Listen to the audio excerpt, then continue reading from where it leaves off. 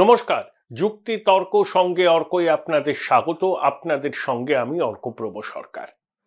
আরেকজন খতরনাক জঙ্গিকে কার্যত clean chit দিতে চলেছে ইউনূসের অন্তর্বর্তী সরকার।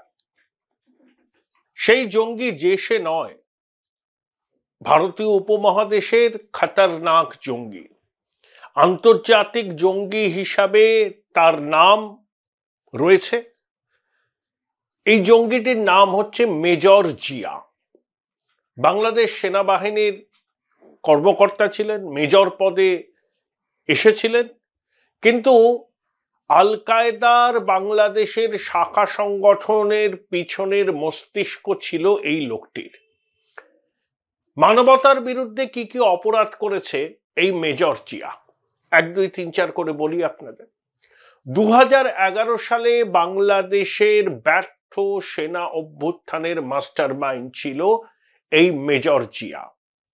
2, মুক্তমনা ব্লগার অভিজিৎ রায়কে কুপিয়ে খুন করা হয়েছিল ঢাকায়। তার মস্তিষ্ক ছিল মেজর জিয়া। 3, ভারতীয় দূতাবাসের কর্মীদের উপর প্রাণঘাতী হামলার পরিকল্পনা করেছিল এই লোকটা, কিন্তু বাংলাদেশ এবং ভারতের গোয়েন্দা বাহিনীর তৎপরতায় মেজর জিয়ার এই পরিকল্পনা সফল হয়নি।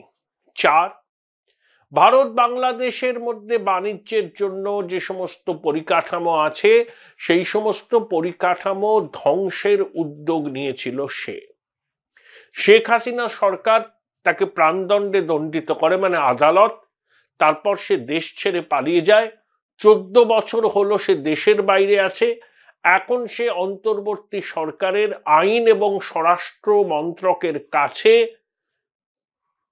আবেদন জানিয়েছে যে রায় আদালত দিয়েছে সেই রায়টাকে যেন খারিজ করে দেওয়া হয়, এবং আমেরিকার প্রশাসনকেও সে চিঠি দিয়ে বলেছে তার নামে যে আন্তর্জাতিক জঙ্গি এই তকমা আছে সেই তকমা তুলে দেয়া হোক। আসলে জঙ্গি জেহাদিরা অন্তর্বর্তী সরকারের সময় হাতির 5 পা দেখছে। যেমন আনসারুল্লাহ বাংলার প্রধান জসিমউদ্দিন রহমানিকে বীরের মর্যাদা দিয়ে আদালত থেকে, এই কারাগার থেকে মুক্ত করেছিল ইউনূসের অন্তর্বর্তী সরকার। সে হেলিকপ্টারে করে গেছিল তার বোনের জানাজায়। তারপর তার জেল মুক্তি যখন ঘটে তখন একটা খোলা জিপে মাইক ফুঁকতে ফুঁকতে নিরাপত্তা বেষ্টনীর মধ্যে থেকে সে বেরিয়ে আসে। বেরিয়ে এসেই সে ভারতে জঙ্গি কার্যকলাপ চালু করার পরিকল্পনা করে। এই যে সম্প্রতি পশ্চিমবঙ্গ, আসাম, কেরালা থেকে যে 2-3 জন জঙ্গি ধরা পড়েছে তারা সবাই জসিমউদ্দিন রহমানির আনসার আল্লাহ বাংলা টিমের সদস্য। এই জসিমউদ্দিন রহমানির সতীর্থই হচ্ছে মেজর জিয়া। এই জঙ্গিরা মনে করছে এখন বাংলাদেশ হচ্ছে তাদের ক্ষেত্রে খুব নিরাপদ। জঙ্গি জেহাদিরা জেল থেকে বেরিয়ে আসছেন, তাই মেজর জিয়া ভাবছেন এ তো সুবর্ণ সুযোগ।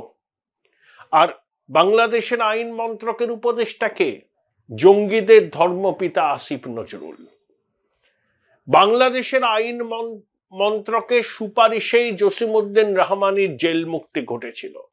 এখন মেজর জিয়াকেও এই জঙ্গিদের ধর্মপিতা আসিফ নজরুলের মন্ত্রক ক্ষমা করে দিতে পারে। অর্থাৎ আদালত যে তার প্রাণদণ্ডের নির্দেশ দিয়েছিল, আদালতের রায় বাতিল হয়ে যেতে পারে। তবে ট্রাম্প যখন ক্ষমতায় আসছেন, মেজর জিয়ার নামে যে আন্তর্জাতিক সন্ত্রাসবাদীর তকমা আছে সেই তকমা সহজে উঠবে না। কিন্তু বাংলাদেশের সরকার, তাদের আদালত, যেটা কার্যত অন্তর্বর্তী সরকারের হাতের পুতুলে পরিণত হয়েছে, তারা কিন্তু এই মেজর জিয়ার ফাঁসির সাজা মুকুব করে দিতে পারে।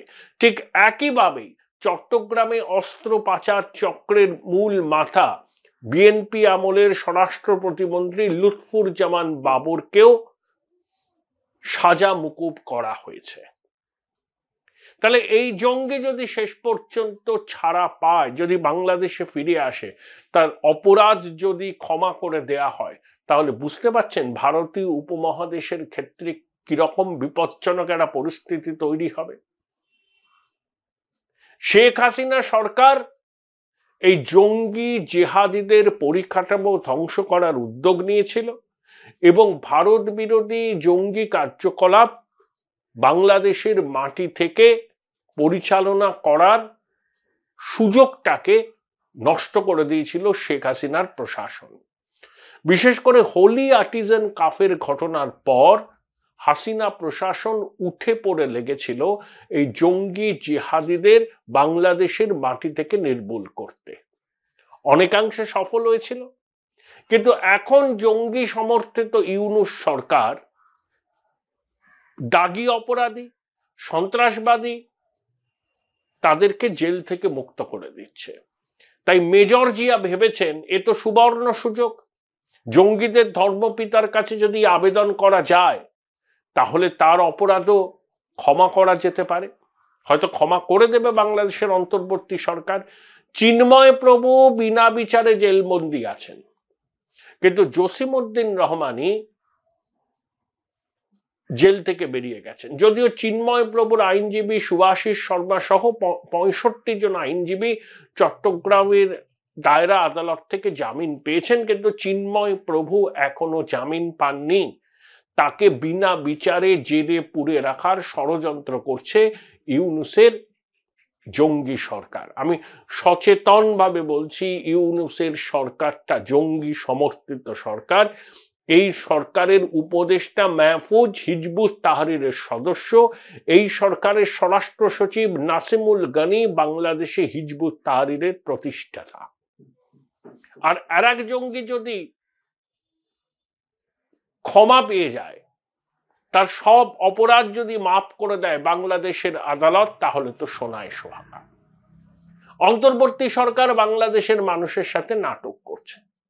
অনেকগুলো সংস্কার কমিশন তৈরি করেছিল ইউনূস, 4টে সংস্কার কমিশন রিপোর্ট দিয়েছে।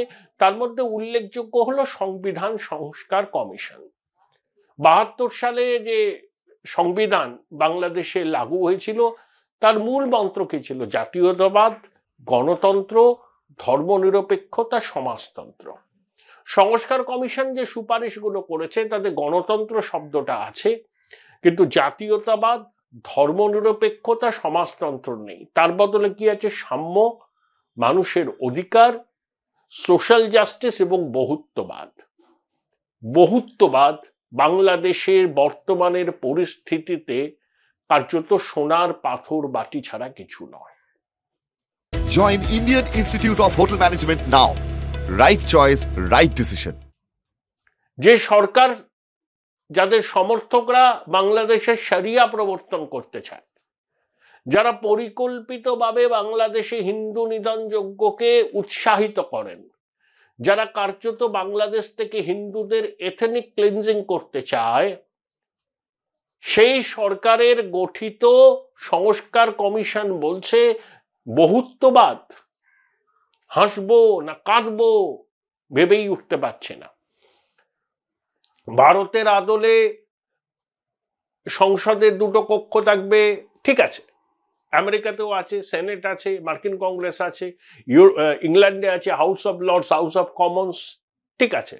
4 বছর হবে সংসদের মেয়াদ, 2টো টার্ম ছাড়া কেউ, 2টো টার্মের বেশি কেউ প্রধানমন্ত্রী রাষ্ট্রপতি থাকতে পারবেন না, এসব ঠিক আছে। কিন্তু সংস্কার কমিশনের সুপারিশে বহুত্ববাদ, সোশ্যাল জাস্টিস, সব ভারী ভারী কথা। বহুত্ববাদের যারা লালন পালন করেন বহুত্ববাদের ধারণাকে, তাদের কাজের মধ্যে থেকে বোঝা যায় তারা বহুত্ববাদের ধারণাকে কতটা আত্মস্থ করতে পেরেছেন। বাস্তবের রুক্ষ মাটিতে বহুত্ববাদের যে আদর্শ সেটা কতটা প্রয়োগ করতে পারছেন। বাংলাদেশে তো সম্পূর্ণ রূপে বিপরীত অবস্থা।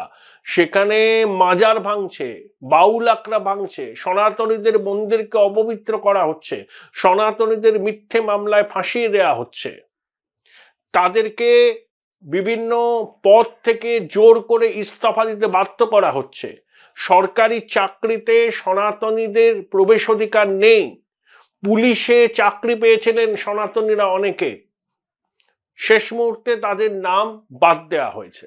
এই যখন ইউনূসের সরকারের নীতি, তখন সংস্কার কমিশন বলছে বহুত্ববাদ। বহুত্ববাদের মানে বোঝে এরা? বহুত্ববাদের ধারক ও বাহক হচ্ছি আমরা, বহুত্ববাদের ধারক ও বাহক হচ্ছে আমেরিকা। পৃথিবীর প্রাচীন গণতন্ত্র এবং সর্ববৃহৎ গণতন্ত্র হচ্ছে বহুত্ববাদের প্রকৃত ধারক ও বাহক। আর বাংলাদেশ, ভঙ্গুর গণতন্ত্র, ফান্ডামেন্টালিস্টদের যেখানে দাবদাবা, সেখানে বহুত্ববাদ কখনো কায়েম হতে পারে না। তাই বললাম সোনার পাথর বাটি।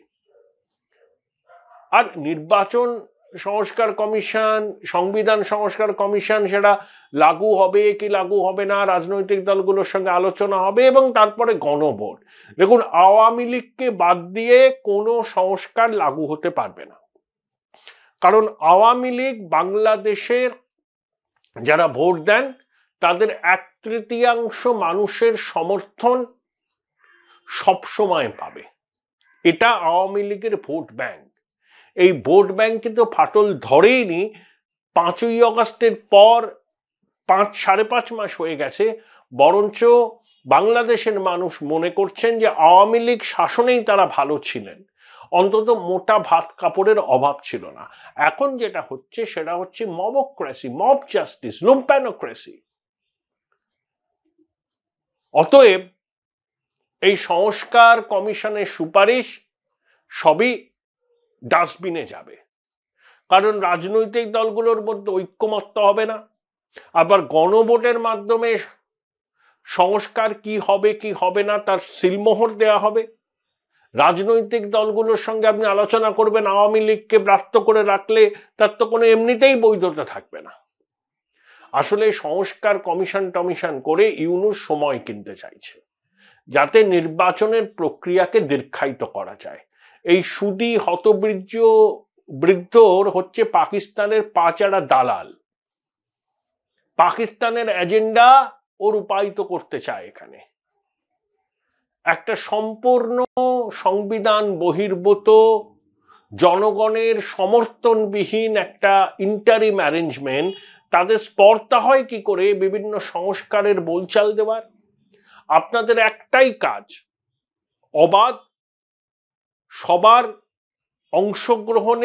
অংশগ্রহণ নিশ্চিত করে একটা নির্বাচন করা। আন্তর্জাতিক পর্যবেক্ষকরা থাকবেন, অবাধ নির্বাচন যাতে হয় সেটা সুনিশ্চিত করা। তারপরে সংস্কার হবে কি হবে না সেটা ঠিক করবে নির্বাচিত সরকার এবং রাজনৈতিক দলগুলো। আপনাদের কাজ শুধুমাত্র নির্বাচনের ব্যবস্থা করা। এই সহজ সত্যটা সুদী ইউনূস এবং তার উপদেষ্টারা বুঝেও বুঝছেন না। বদমাইশের গাছ এক একখানা, যেন তেন প্রকারণে ক্ষমতা আঁকড়ে থাকো, প্রশাসনের মধ্যে ইসলামিস্টদের অনুপ্রবেশ ঘটাও, ধর্মনিরপেক্ষ চরিত্রকে ধ্বংস করো, মুখে গণতন্ত্রের কথা বলে আসলে শরিয়া প্রবর্তন করো। শরিয়া আর গণতন্ত্র পাশাপাশি যায় না। যারা শরিয়াকে মানেন তারা গণতন্ত্রকে বিষধর সাপের মতোই মনে করেন। অতএব অল বোগাস। এগুলো হচ্ছে সময় কেনার কৌশল ইউনূস আর তার অন্তর্বর্তী সরকারে। এবার আসুন বাংলাদেশের প্রাক্তন রাষ্ট্রপতি আব্দুল হামিদ। তিনি দুবারের রাষ্ট্রপতি ছিলেন, মানে 10 বছর। তার আগে দীর্ঘদিন বাংলাদেশের সংসদের স্পিকার ছিলেন। আওয়ামী লীগের ঘনিষ্ঠ হতে পারেন, কিন্তু সব দলের সঙ্গে তার একটা সম্পর্ক ছিল। তাকে খুনের মামলায় জড়িয়ে দিয়েছে। অর্থাৎ একটা শোনা যাচ্ছিল গুঞ্জন যে আব্দুল হামিদকে সামনে রেখে নতুন একটা রিঅ্যালাইনমেন্ট হতে পারে। আওয়ামী লীগের কর্মী সমর্থক সমমনস্ক মানুষরা ওনাকে সামনে রেখে একটা নতুন ফরমেশন করতে পারেন। সেটাকে অঙ্কুরে বিনষ্ট করার জন্য ভদ্রলোকের বিরুদ্ধে খুনের মামলা দায়ের করা হয়েছে। অর্থাৎ মিথ্যা মামলা দিয়ে দাও, বিনা বিচারে আটকে রাখো, আদালতের উপর চাপ সৃষ্টি করো যাতে কেউ জামিন না পায়, নির্বাচন নিয়ে কালক্ষেপ করো। এই সুযোগে প্রশাসন এবং অন্যান্য গুরুত্বপূর্ণ জায়গায় র্যাডিক্যাল ইসলামের ধারক ও বাহকদের ঢুকিয়ে দাও, যাতে বাংলাদেশের ইসলামিকীকরণ সম্পূর্ণ হয়। এটাই পাকিস্তানের এজেন্ডা। শুধু ইউনূস সেই পাকিস্তানের এজেন্ডাকেই বাস্তবায়িত করছে, তাকে সমর্থন করছে জঙ্গি জিহাদিরা। এটাই হচ্ছে ফ্যাক্ট। এটাকে অস্বীকার করা মানে মূর্খের স্বর্গে বাস করা।